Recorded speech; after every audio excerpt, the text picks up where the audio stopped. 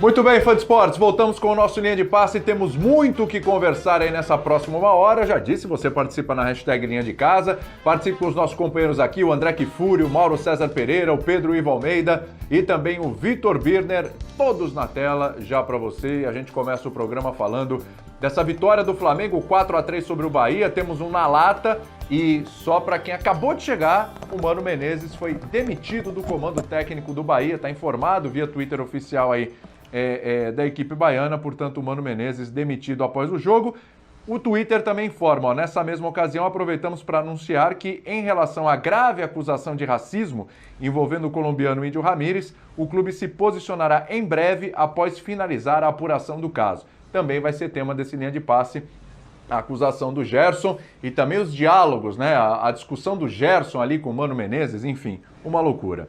Vamos lá, gente. Flamengo e Bahia, na lata pra gente começar. Flamengo e Bahia foi, pra você definir em uma, talvez duas palavras. Mauro, o que foi pra você? Boa noite. Boa noite, William, André, Pedro Ivo, Vitor e amigo fã de esporte. Pra mim foi histórico. Histórico. Vitor Birner, pra você, o que foi esse Flamengo e Bahia? Boa noite. Boa noite, William. Boa noite aos colegas, aos fãs e às fãs do esporte. Tenso e complicado. Opa. Isso é complicado. Muito bem. André Kfouri, boa noite para você. O que foi esse Flamengo e Bahia para você? Boa noite, William. Boa noite a todos. E para mim foi um tremendo jogo.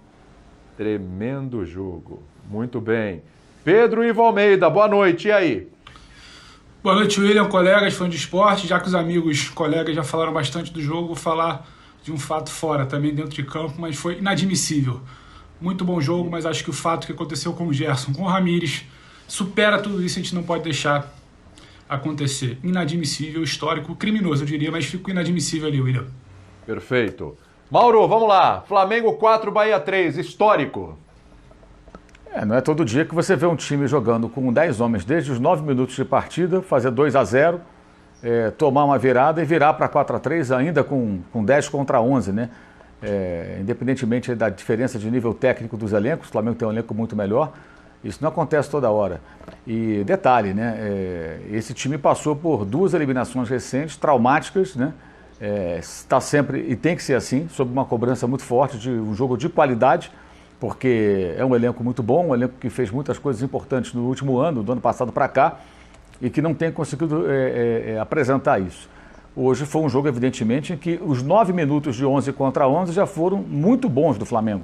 Um gol, um quase gol com o Gabigol, o Bahia ali no campo dele, o Flamengo atacando, agredindo, criando, e aí o jogo muda completamente. Mas depois de tomar a virada, conseguir buscar o resultado com um homem a menos e virar o jogo para 4-3, os dois times tiveram muitas chances, é claro, mas o Flamengo criou muitas chances, apesar de ficar com um homem a menos tão cedo. É um resultado histórico, tirando aí, claro, a gente vai falar de todos os aspectos do jogo, essa questão aí do racismo, mas falando especificamente da partida, né, tirando, nem estou entrando na polêmica da arbitragem, falando do jogo, 4-3, foi sensacional e histórico, uma virada dessa, ela evidentemente é um resultado que dá um gás aí extra para um time que tenta alcançar o título e não está na liderança, tem que alcançar o time que está à sua frente, né? E o Gerson, que foi alvo dessa ofensa, ele até ficou por alguns minutos ali, acho que um pouco tenso, caiu o rendimento, o Bahia virou o jogo, discutindo muito. Passou um tempinho, ele começou a novamente entrar no jogo e jogou absurdo, jogou muito.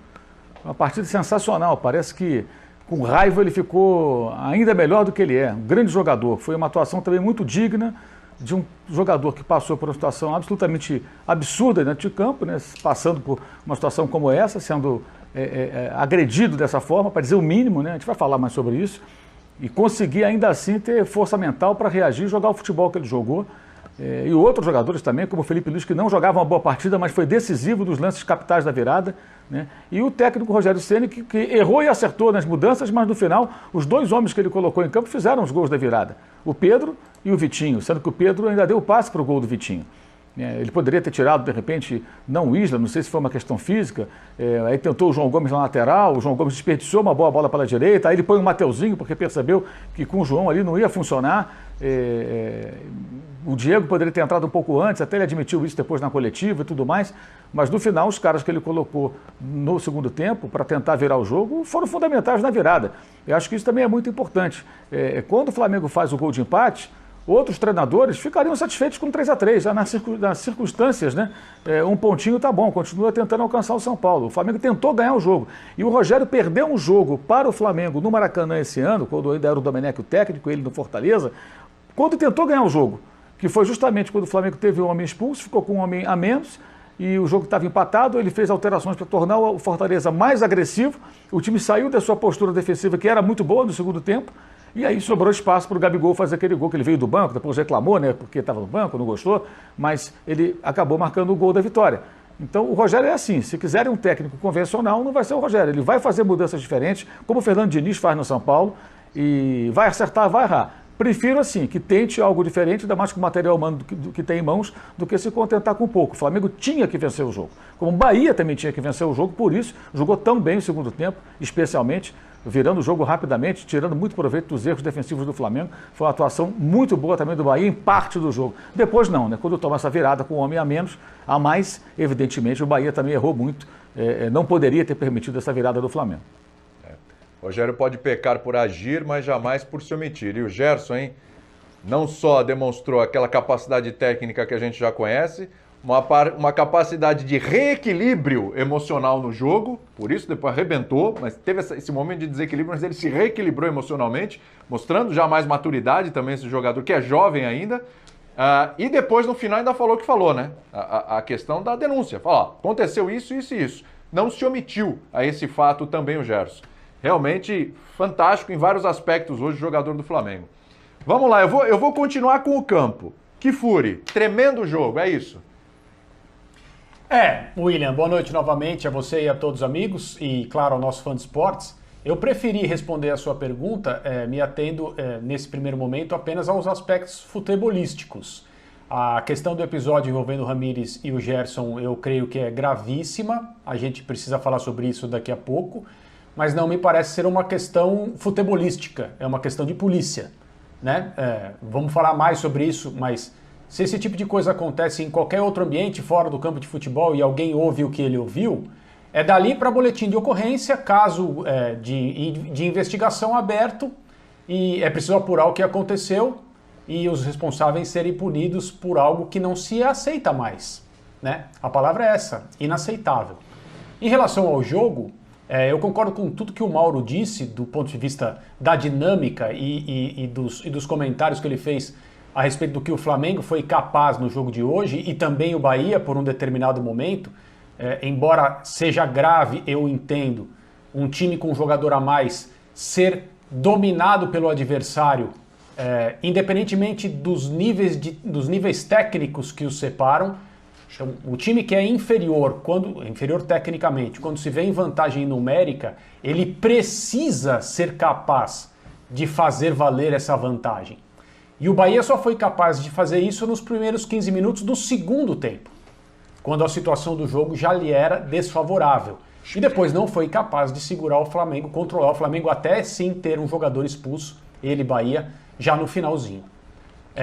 Toda vez que as grandes campanhas, as campanhas que resultam em títulos, são olhadas em retrospecto, em conversas com os principais personagens, com treinadores, com jogadores envolvidos, existem momentos que são simbólicos nessa trajetória.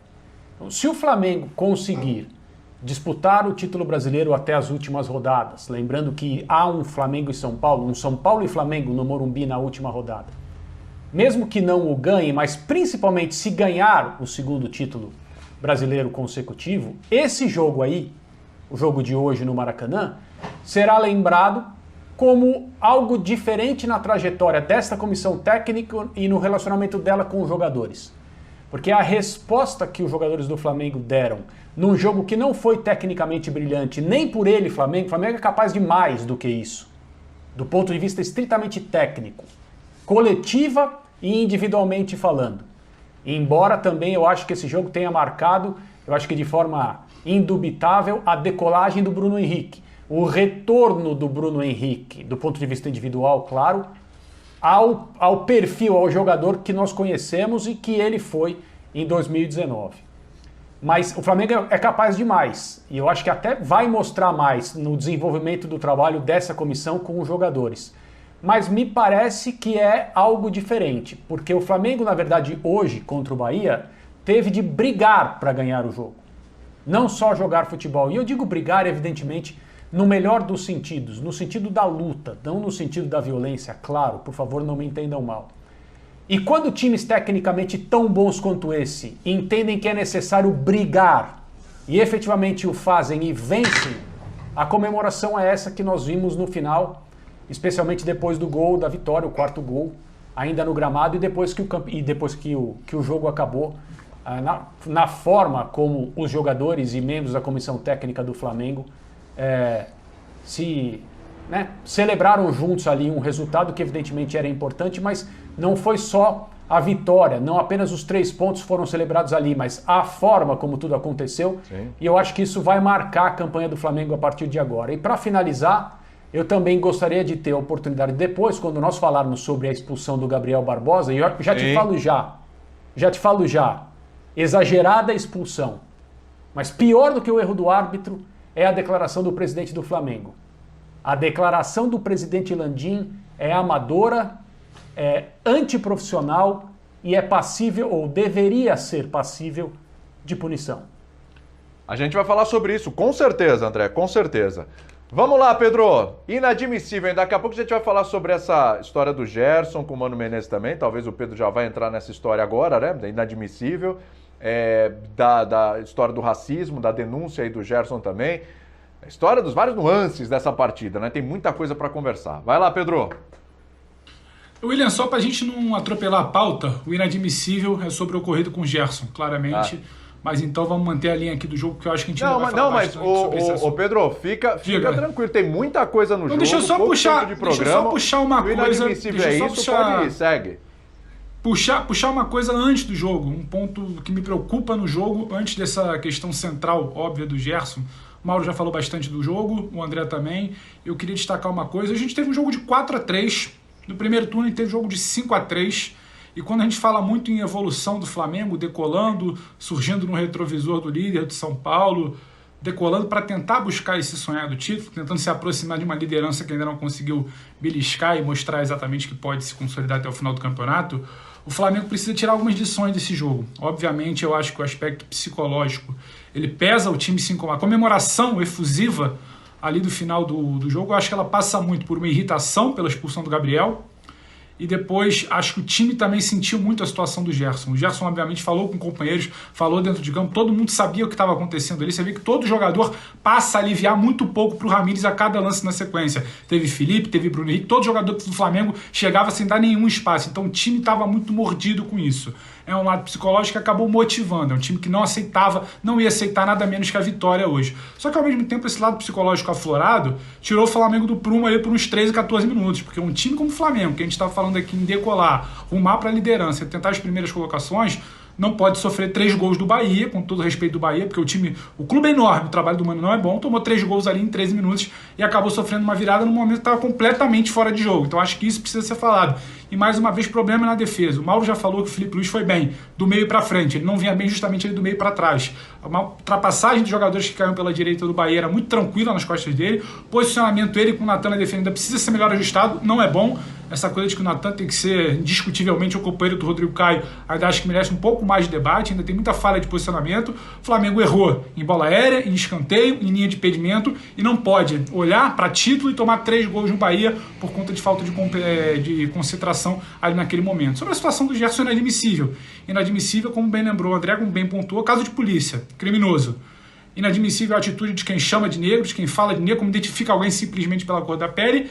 Inadmissível também para quem alivia, para quem acha que isso é menor. Para quem acha que isso tem qualquer argumento, qualquer explicação. É racista quem fala, é racista também quem alivia. É inadmissível. A gente não pode tolerar. Esse jogo do Flamengo hoje, a vitória sobre o Bahia, talvez fique na história, como o Mauro citou ali, a questão histórica, entre aspas, pelo desempenho, por como o time se comportou. Mas que fique também na história que a gente não admite mais esse tipo de comportamento. A coisa precisa ser levada muito a sério. A fala do Gerson é muito forte. As expressões faciais, ele está muito abalado. Ele demora a conseguir formar sua frase. Ele pede até um pouco de tempo pro repórter na hora que ele vai falar. Certamente estava tentando trabalhar aquilo na cabeça, porque é muito forte. E só quem passa por isso pode falar. Não somos nós aqui, com todo respeito, 5 homens brancos que vamos falar. Mas a gente pode dar voz e dizer o quanto é importante, quanto as pessoas têm que falar e quanto nós temos que fazer o nosso papel também. Não basta a gente ser racista, a gente tem que combater o tempo inteiro, e a caso de polícia não deve ser tratado com menos que isso.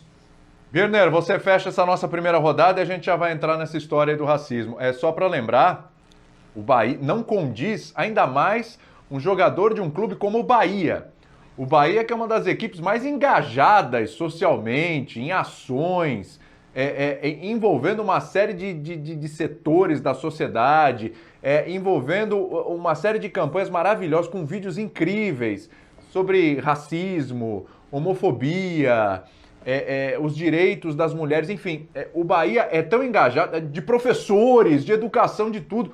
O Bahia tem tantos vídeos, tem tanto engajamento, é um clube tão fantástico nesse aspecto, que não condiz com a história do Bahia esse tipo de ação. Então vamos ver o que o Bahia vai fazer com relação ao Ramírez, né? Ô Birner, fecha essa primeira rodada.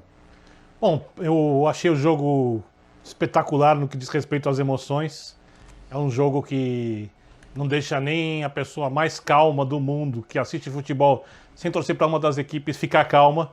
E isso é da essência, da alma do jogo, da melhor maneira possível, independentemente de erros e acertos, que foram muitos, muito mais acertos individuais do que coletivos, muito mais erros coletivos do que acertos, na minha maneira de ver, de ambas as equipes. Os gols do Bahia, por exemplo, com exceção ao gol do Gilberto, que é um acerto individual, um chute, sim, exímio, lindo, maravilhoso, espetacular. Os outros 2 gols, falhas do Flamengo, falha da linha de marcação do meio de campo, falha do escanteio que o Natan não sobe. E aí não é a questão de ter um jogador a menos, é uma questão de algo que tem se repetido e que o Rogério tem que corrigir. Teve mais um bom tempo de treinamento e, pelo jeito, ainda não conseguiu tornar a equipe mais consistente nesse aspecto.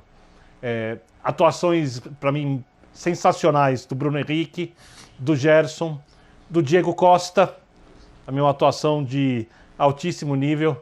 É lamentável a postura do Índio Ramírez, mas com a bola ele foi sensacional. Agora, estamos falando só de futebol, estamos falando do comportamento, aí a crítica tem que ser pesada, como todos os colegas fizeram, e eu acho que essa é uma coisa que passa muito por educação, né? Porque muitas das pessoas principalmente da classe média branca, de onde eu venho, tá? Que tinham comportamentos, às vezes, racistas sem perceberem, têm percebido, ou perceberam já há muito tempo, que certos comportamentos não são mais aceitáveis e começaram a entender isso. Não é que elas temem a reação da opinião pública, que tem que ser realmente contundente. É porque elas passaram a perceber que é uma falta de respeito sem tamanho, é uma falta de mínima educação, de capacidade de convívio com o outro, e isso é inaceitável com qualquer tipo de preconceito, e esse para mim tem sido mais citado. Eu espero que o Ramírez passe a entender o que ele fez e passe a enxergar as coisas de uma maneira diferente. Acho que o Flamengo tornou o jogo mais difícil do que poderia. A gente já vai falar da expulsão. Sabendo o histórico do árbitro, é importante que se diga isso, que tem o hábito de tirar jogadores de campo por causa disso. Não foi uma atitude inédita do árbitro. E não por coincidência, eu não sei o que ele disse, a gente pode fazer uma leitura labial ali, mas não dá para concluir. Mas pegando o histórico do Gabigol, eu tendo a achar que ele falou, tá?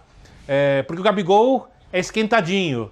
E o Gabigol às vezes não entende que as coisas podem ter alguma consequência dentro de campo. O Gabigol foi expulso, eu gosto de lembrar sempre, com o Flamengo jogando com o time reserva, com o Flamengo ganhando do Grêmio, no lance que o Grêmio reclamou muito da arbitragem do pênalti, jogando no Sul. Eu marcaria aquele pênalti, tá? Para ficar claro, eu acho que o árbitro não errou. Deixando o time na mão, com o Flamengo numa situação excelente. E eu acho que o Flamengo precisa tratar de resolver essa questão desses momentos de exagero do Gabigol. Porque você vê, por exemplo, o Gerson hoje com os nervos à flor da pele, explodindo, o time inteiro transbordando vontade, às vezes até com um comportamento um pouco equivocado, mas sem ir além daquilo que o jogo permite. Então, vale uma conversa com o Gabigol e que seja a última, se houver um próximo lance que ele der mole assim, que seja punido. Porque esse tipo de resultado poderia custar o título do Campeonato Brasileiro. Flamengo com 2 pontos perdidos a menos que o São Paulo, com muito mais tempo para treinar por conta da tabela que facilita. Tabela que o Flamengo teve carregada antes e que agora está mais aberta porque ninguém imaginaria que o Flamengo estaria fora da Copa do Brasil e da Libertadores, e essas datas estavam reservadas para o principal candidato a ambos os títulos, candidato brasileiro. Então o jogo acabou se tornando muito complicado, muito tenso, mas foi uma partidaça. Uma partidaça. E eu acho que o Flamengo tem a intensidade de comportamento necessária, mas precisa transformar essa raça em concentração e não em nervos. Sim. E hoje, em muitos momentos, o time transbordou nervoso. A gente tem um trecho da entrevista do Gerson, né? Vamos colocar esse trecho aí para a gente entrar nesse assunto aí de vez. Vamos lá. Foi muito bem o Gerson, muito bem.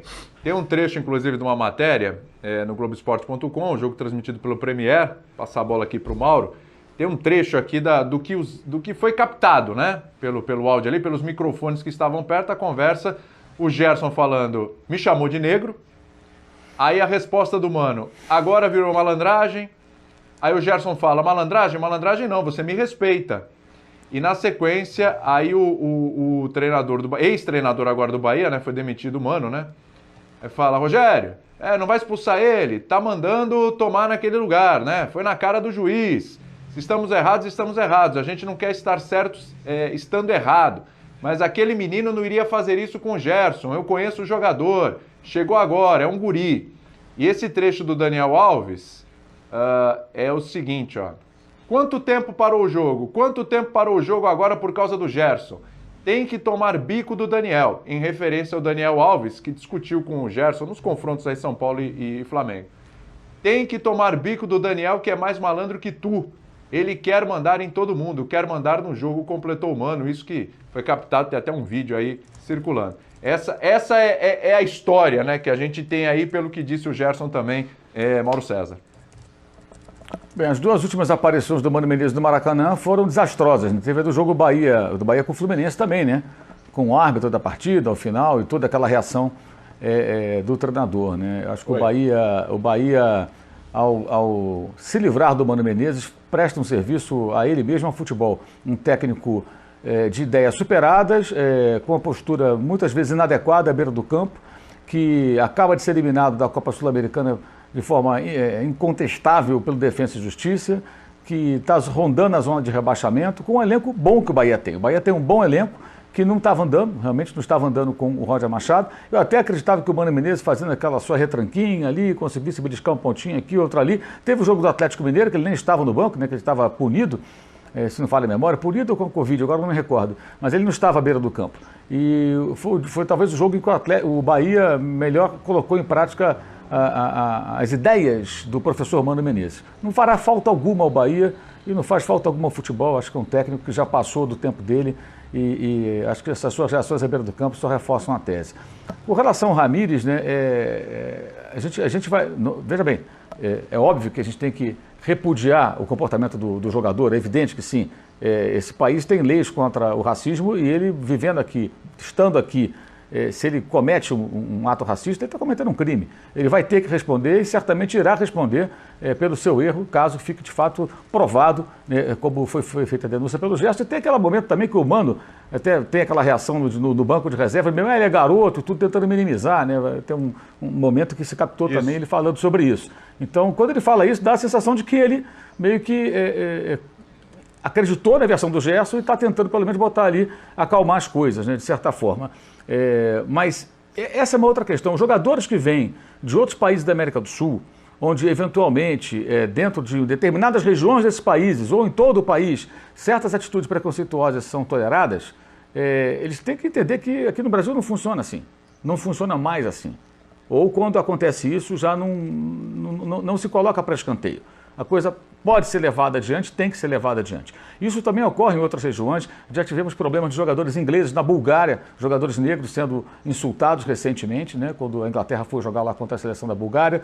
Então, de repente, pode ter algum búlgaro lá de extrema-direita que acha que pode falar o que ele quiser para os jogadores negros da seleção inglesa. Naquele caso específico, os caras nem eram torcedores exatamente. Eram integrantes de um movimento, né, um movimento radical, de racistas, entre outras coisas, que se aproveitaram da partida de futebol para colocar em prática as suas atitudes cretinas e criminosas.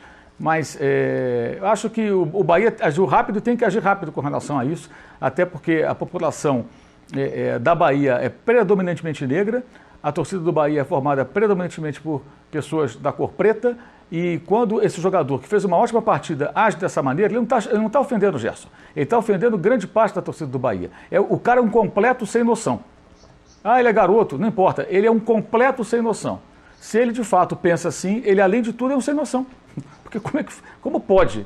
É inacreditável, é inacreditável. Eu concordo com tudo que falou Pedro Ivo, acho que a gente tem que realmente repudiar e elogiar de novo o Gerson pelo seu comportamento em campo, do ponto de vista técnico, mesmo diante de uma situação como essa, que é realmente capaz de desestabilizar qualquer um. Porque quando ele fala, se a frase realmente é essa, eu tenho que falar sempre na condicional porque eu não ouvi, então, para ser razoável, né? Mas quando ele fala, fica quieto, seu negro, é como que diz, fica quieto, eu entendo dessa maneira, não sei se vocês concordam. Fique calado porque você é inferior, é isso, é isso. Não abra a boca aqui. Exatamente. Você não foi chamado. Vamos tentar traduzir. É muito pesado. Porque ninguém identifica. Tipo, você não tem que falar. Cala a boca, seu branco.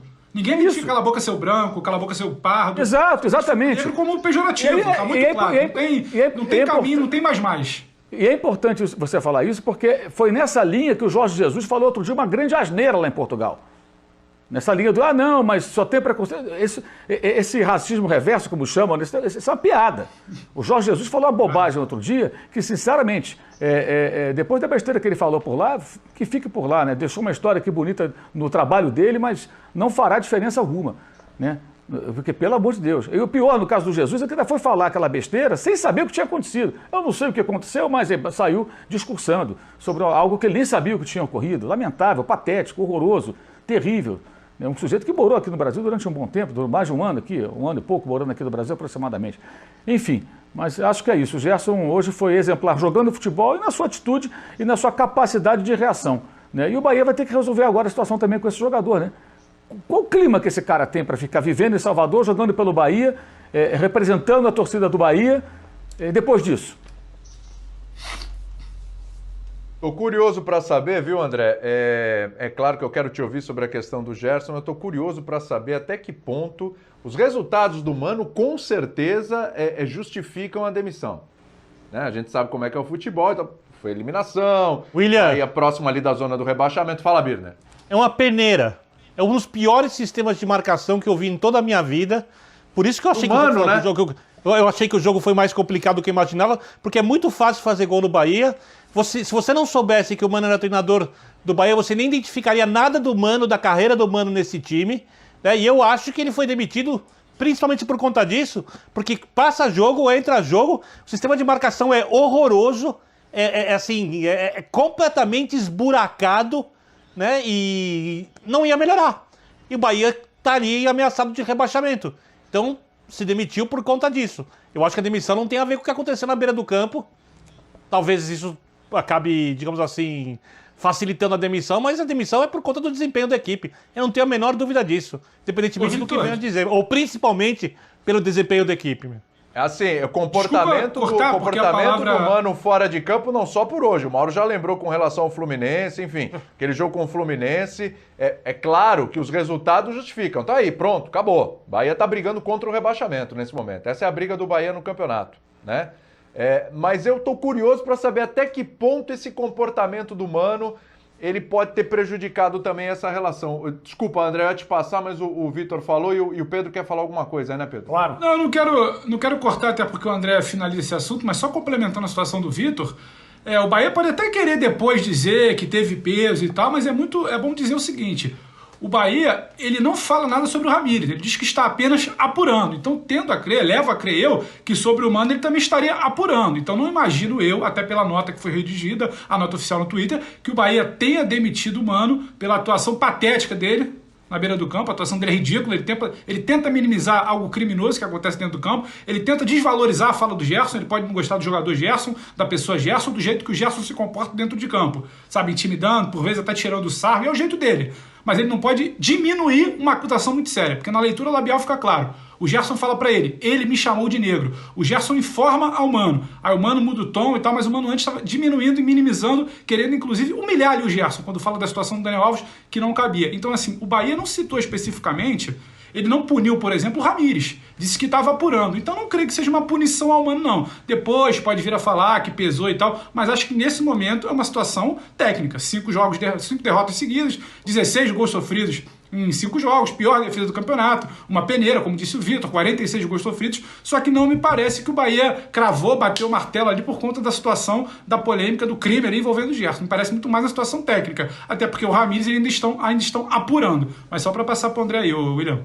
Sim. É porque o que me chama a atenção, André, assim, um cara como o Mano Menezes, bicampeão recentemente de Copa do Brasil, tem uma história, tem seus baixos também, mas assim, o cara que já treinou seleção brasileira, tudo, cara experiente, tudo. Esse tipo de reação dele, de comportamento dele, me surpreende assim, negativamente.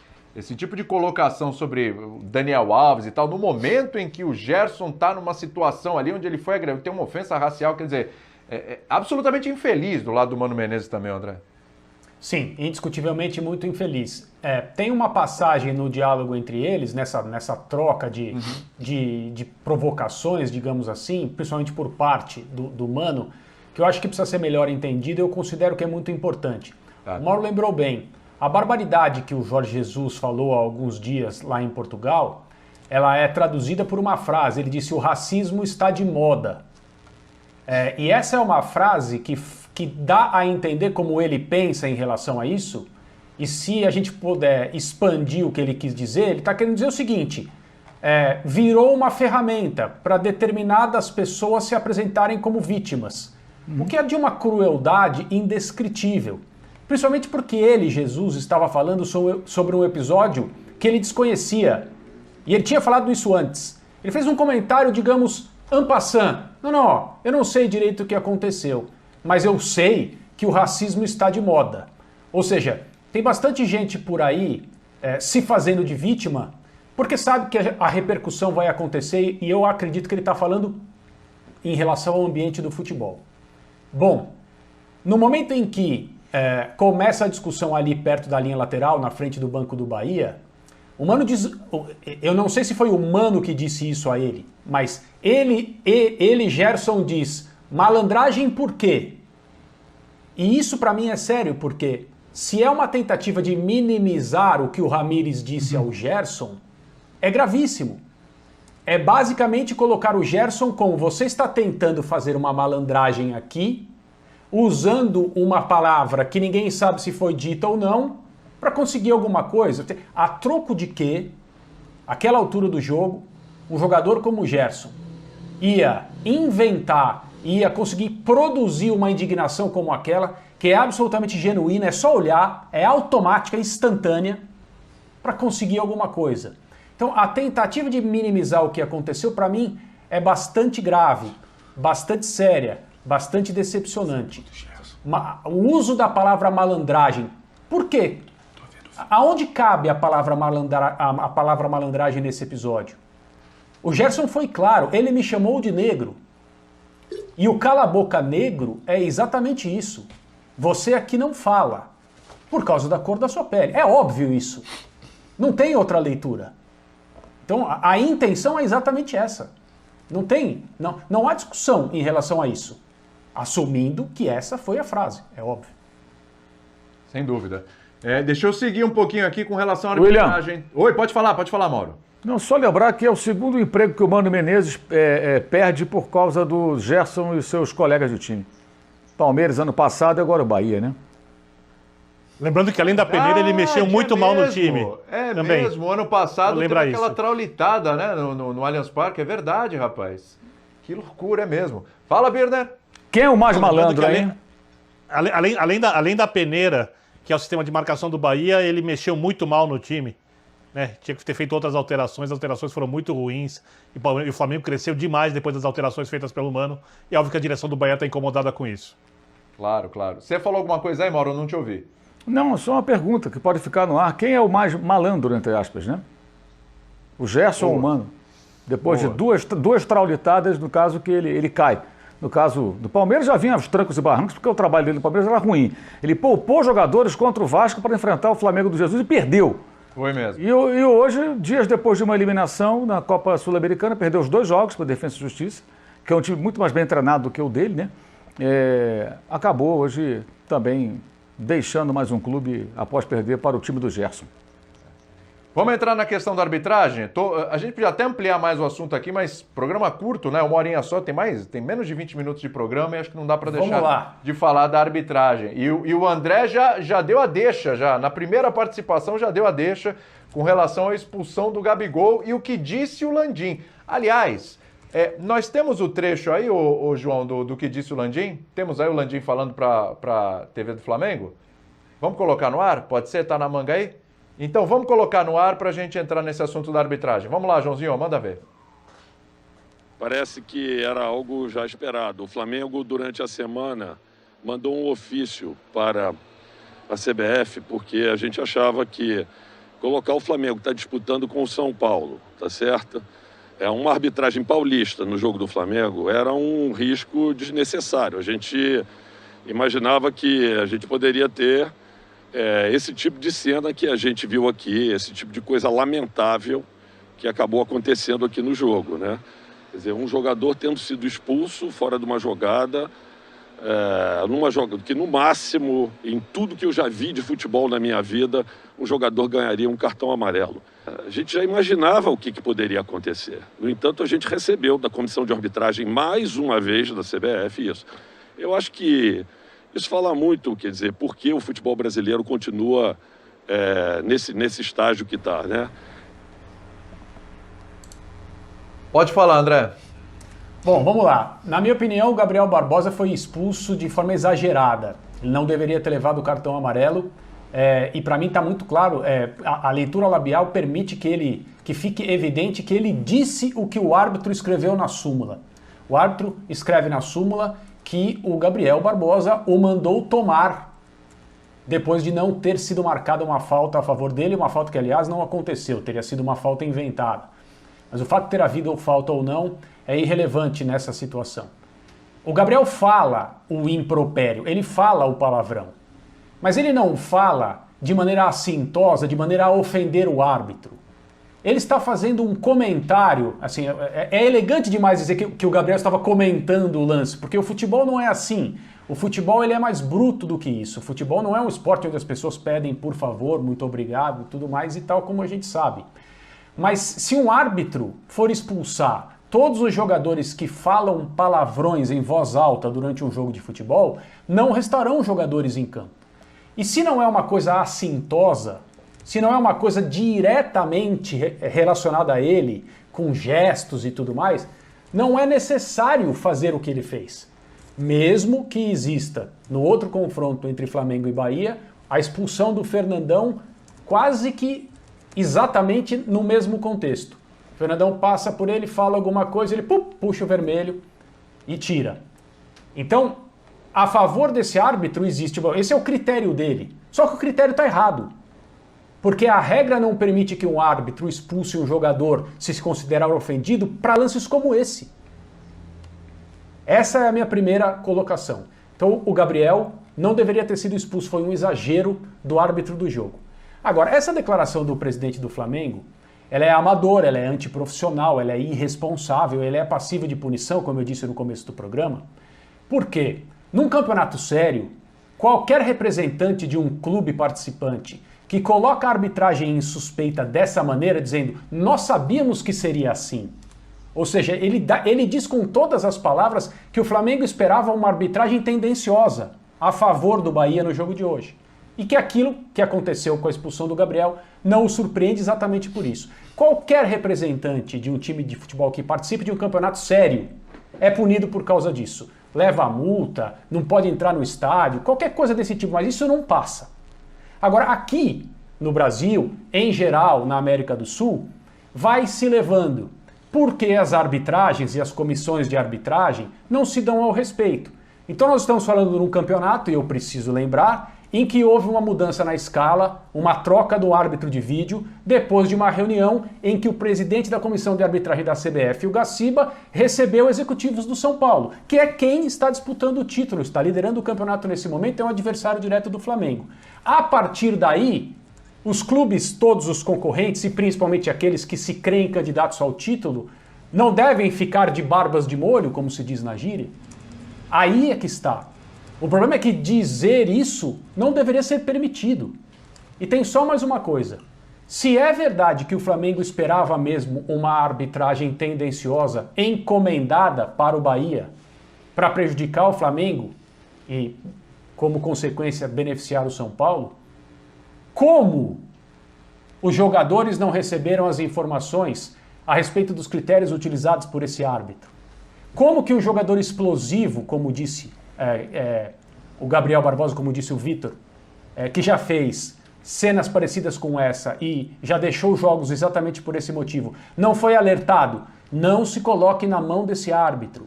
Não diga nada que possa ser utilizado por ele para te expulsar. Então, se o Flamengo esperava ser prejudicado pela arbitragem, não tomou os devidos cuidados. Isso também está na conta do Flamengo, então, se é que é verdade tudo isso. Certo? Uma outra coisa é a infantilidade. O Landim diz tudo que eu já vi no futebol. Deve ter visto pouco futebol, infelizmente. Porque quem acha que um árbitro de São Paulo, num jogo do Flamengo, porque o São Paulo é um dos principais concorrentes ao título, vai prejudicar o Flamengo, esquece que existem 4 clubes grandes em São Paulo e que não importa para quem esse árbitro torce, ele precisa ser profissional e tomar as providências que acha necessário tomar durante uma arbitragem, senão é ele quem será criticado. E existem outros clubes em São Paulo para os quais ele poderia torcer e se quisesse envenenar a própria arbitragem por causa da sua torcida pessoal, não seria contra o São Paulo, não seria contra o Flamengo, seria a favor, no caso dele não torcer para o São Paulo. Isso me lembra uma história, rapidinho, de um jogador, grande estrela do futebol brasileiro, numa entrevista, jogando pela seleção brasileira, numa entrevista coletiva, um jornalista que eu não vou dizer o nome porque não vem ao caso, não vou dizer o nome do jogador também porque não vem, mas a história é boa. O jogador fez uma pergunta um pouco desagradável e a resposta do jogador foi assim: você escreve para São Paulo, né? Nessa época tinham 5 jornais com representantes, 5 jornais paulistas com representantes na seleção brasileira. E o jogador virou para ele e disse: você escreve para São Paulo. Acho que o Landim é mais ou menos isso. Esse árbitro é de São Paulo, tem 4 clubes grandes aqui em São Paulo. Que diferença faz? Agora, a comissão de arbitragem precisa se dar o respeito. E depois do que aconteceu no evento da reclamação atendida pelo São Paulo, fica difícil se dar o respeito. Tudo bem.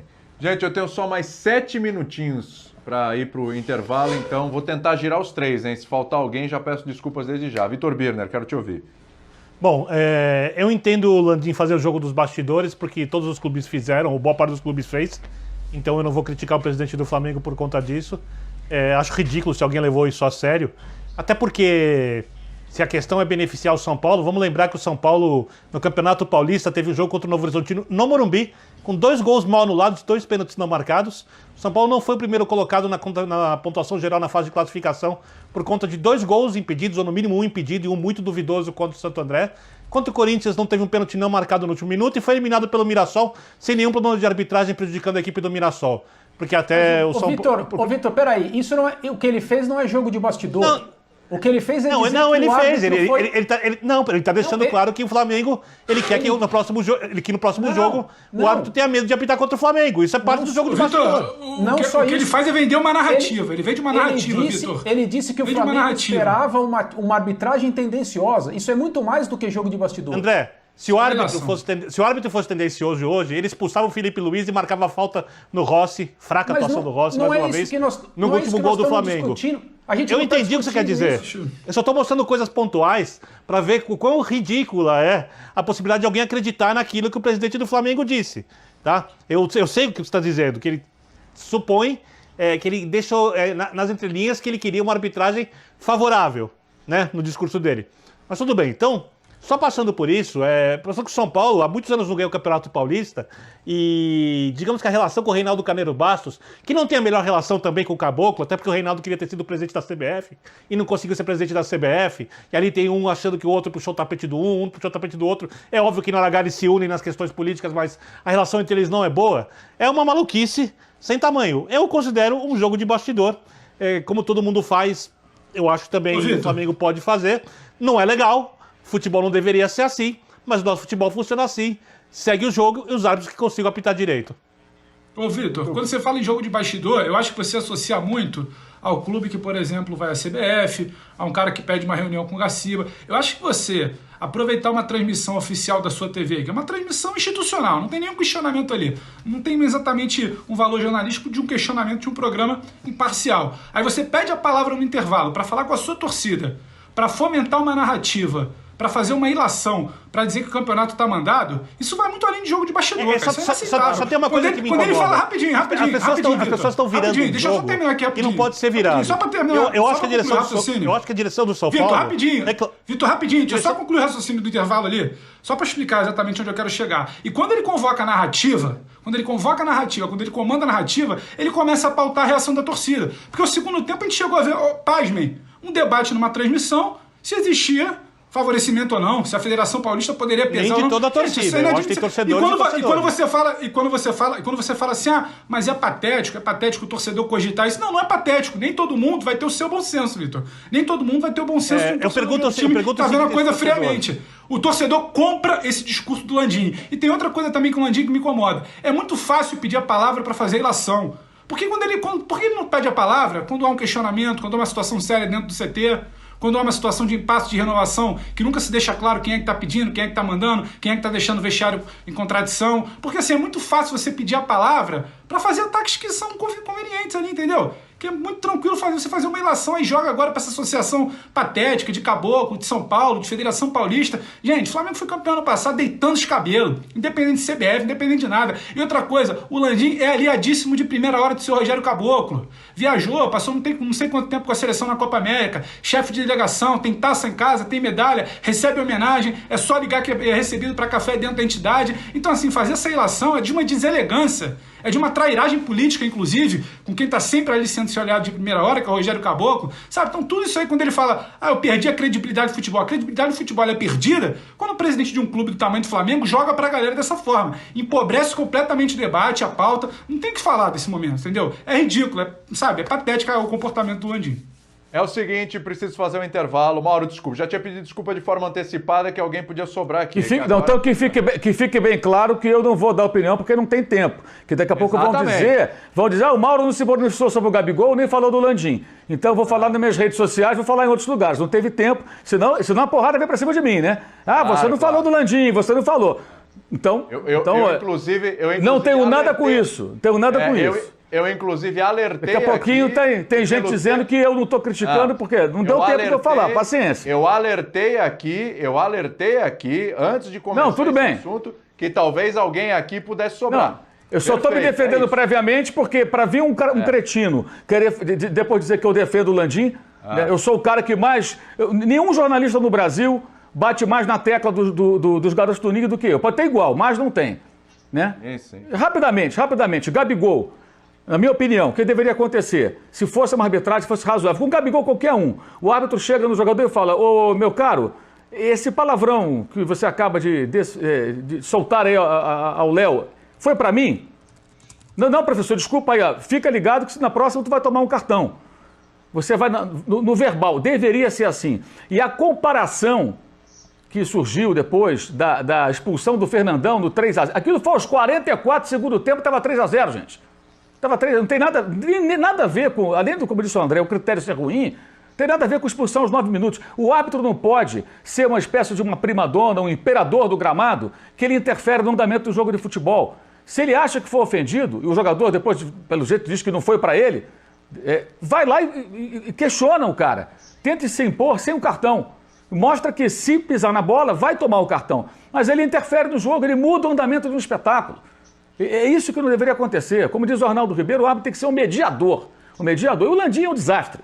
Tudo que vocês falaram está certo, é um desastre. Pronto, deu tempo. É um desastre absoluto, só fala na Flá TV. Eu já pedi várias entrevistas para questionar pontos importantes, não fala, não responde. Fala na Flá TV. Na Flá TV é fácil falar, né? Porque está falando para o funcionário do Flamengo que não tem um contraditório. Assim que funciona com o Landim. Outros dirigentes do Flamengo falam com a imprensa. O Landim não, só fala com quem interessa a ele e vaza, às vezes, ali o pessoal dele vaza informação para colegas que agem como quase assessores de imprensa, reproduzindo as versões que interessam a diretoria do Flamengo.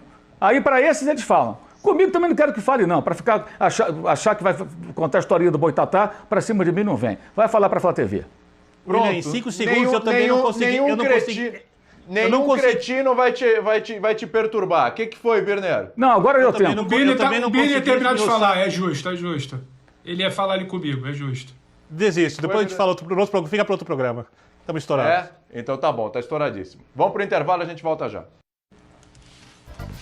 Vamos rodar gols aqui nesse linha de passe. Vamos dar uma passadinha aí como foi a vitória do Vasco sobre o Santos por 1-0, né? O Vasco na briga aí contra o rebaixamento, vitória importantíssima. E também mostrar como é que foi a vitória do Ceará sobre o Fortaleza. Temos aí? Dá pra rodar? Vamos lá? Atenção, em 2-0. 2-0, vamos nessa. Aí, primeira vitória do Vasco, gol do Carlinhos, né? Jogada que teve a participação do Cano. 1-0, o Santos com um time misto, depois da classificação aí para Libertadores da América. William, o Santos está disposto a não ir para a próxima Libertadores, exceto se for campeão dessa? Como é que é, Mauro? Desculpa que não, o Santos está abrindo mão de brigar por uma vaga na próxima Libertadores, porque se ele não for campeão... O Santos está em 8º lugar, o Santos hoje poupou o Marinho, na tabela. Depois entrou o Soteldo, que acabou entrando também. Poupou alguns jogadores. Relaxadíssimo. E o Santos... Relaxadíssimo, hein, William? O jogo é só dia 6. Só dia 6 de relaxadíssimo. O jogo com o Racing. Exatamente. Então eu também acho que o Santos poderia ter entrado com esse jogo mais à vera. Obrigado. O William não tá dando bloco, é impressionante. Se a intenção era pilhar, pilhou. Ceará e Fortaleza. Ceará e Fortaleza, vitória do Ceará. Aliás, o Ceará está se aproximando lá da parte de cima. Rapaz, 2-0, primeiro gol. O gol do Lima, o Gordiola bem demais, rapaz. Golaço do Lima. O Fortaleza é que está numa situação preocupante, em 30 pontos, vai enfrentar o Flamengo na próxima rodada. E o Vina perdeu um pênalti quando estava 0-0. Exatamente. E o segundo gol da equipe do Ceará, o gol do Kleber. Teve participação do Vina também, ó. Belo chute, perna direita. 2-0, vitória do Ceará. Eu falei da classificação do campeonato, né? O Ceará, 35 pontos. 35 pontos, já tá a 3 ali do Santos, a 5 do Fluminense. O trabalho do Gordiola tá bom ali, tá chegando, viu?